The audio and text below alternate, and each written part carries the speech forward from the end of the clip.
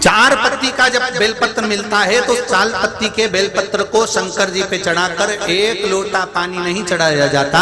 4 पत्ती का अगर बेलपत्र शिव को चढ़ाया जाता है तो 4 लोटा जल शिव को समर्पित करा जाता है। फिर उस बेलपत्र को उतारकर अशोक सुंदरी वाली जगह पर रखा जाता है। फिर वहां पर 1 आचमनी जल समर्पित करा जाता है। फिर वो 4 पत्ती के बेलपत्र को उठाकर नंदीश्वर के चरण के पास रखा जाता है। वहां 1 मूंग का दाना समर्पित करा जाता है। फिर उस बेलपत्री को लाकर घर में बरकत के रूप में रखा जाता है। तब वो लक्ष्मी बढ़ाना प्रारंभ करता है। कोई ऐसे ही क्रम नहीं हो जाता कि मिल गया और तुमने रख दिया, उसका क्रम अलग अलग है।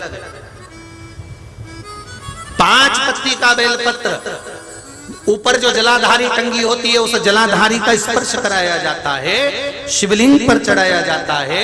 मात्र 1 लोटा जल 5 पत्ती के बेलपत्र पर चढ़ता है और 5 पत्ती का बेलपत्र दरवाजे पर खड़े होकर भगवान शंकर के गण भृंगी का स्मरण कर कर, श्रृंगी का स्मरण कर कर उसको लाकर बरकत में रखा जाता है। 5 पत्ती।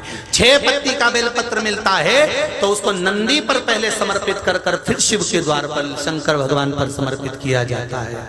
फिर 1 लोटा जल समर्पित कर कर 1 चावल का दाना चढ़ाकर उस बेलपत्री को लाया जाता है, बरकत स्थान पर रखा जाता है। 7 पत्ती का बेलपत्र मिलता है, उसका नियम अलग। 7 पत्ती के बेलपत्र को बेलपत्र के वृक्ष के नीचे ही शिवलिंग का निर्माण कर कर पूजन किया जाता है और वहां पूजन कर कर 7 पत्ती के बेलपत्र को शिव को चढ़ाकर फिर अपने घर में रखा जाता है। 8 पत्ती का बेलपत्र यदि प्राप्त होता है तो उसको पहले जो जलाधारी का भाग है, नीचे कटी भाग है जहां शिवलिंग रखा हुआ है, माता जी के उस भाग पर रखा जाता है। उसके बाद में शिव को चढ़ाया जाता है। 1 लोटा जल चढ़ाकर मात्र चंदन लगाकर उसको लाया जाता है। 9 पत्ती का बेलपत्र यदि किसी को प्राप्त होता है,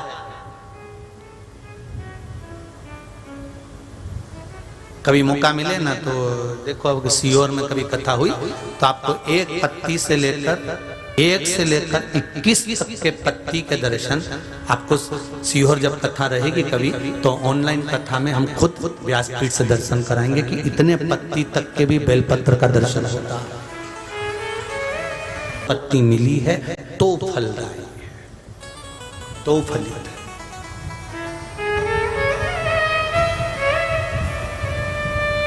अंतर देखना है और अच्छे से समझ लो।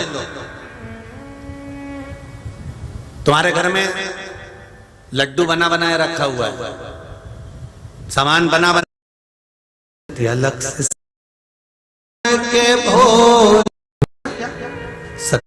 साधना कर रही थी। सुनो,